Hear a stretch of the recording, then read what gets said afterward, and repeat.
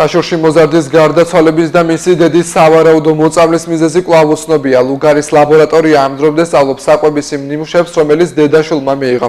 TV მონიტორინგმა დაადგინა ის საკვები, რომელიც 9 წლის ბავშვის გარდაცვალების სავარაუდო მიზეზი გახდა. მათ მიღებული ჰქონდათ ზეღვი, აჯაფსანდალი, ცოცხალი კიტრი, ბანანი და ხაჭაპური.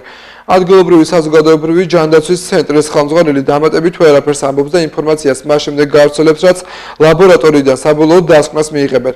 მე შეგახსენებთ, რომ გუშინ დილით ოჯახის წევრებმა მოზარდი ბიჭი გარდაცვლილი დედა კი უგონო მდგომარეობაში ნახეს, რომელიც ისევ მართვით სუნთქვაზე იმყოფება. მუხდარ ფაქტზე დაწყებულია გამოძიება.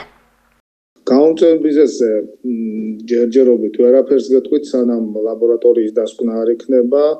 უბრალოდ ჩვენი სამსახურიდან გამომდინარე დაუკავშირდით დაავადებათა კონტროლის ეროვნულ ცენტრს სპეციალურ სამსახურებს პირნაღები მასა და ქალბატონის კუჭიდან ამოღებული საჭმელის მასები, რომელიც გადაგზავნილი იქნა მაშინვე ლუგარის ლაბორატორიაში.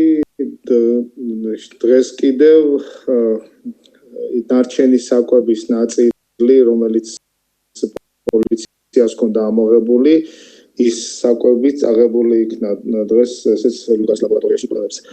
საკვების ნაწილში, რაც უბრალოდ ჩვენ არ დაგვიფიქსირებია, პოლიციამ ამოიღო და ლუქული იყო ის, რაც ხედავდით, იყო ძეხვი, როგორც ამბობენ თავივიქით აჯაფსანდალის ნაწილი და სხვა ესენი ყველაფერი წაღებული იქნა, ასევე სურსათის უნებლობასაც დაუკავშირდით და ის თავის მხრივ იმას ჭერდა.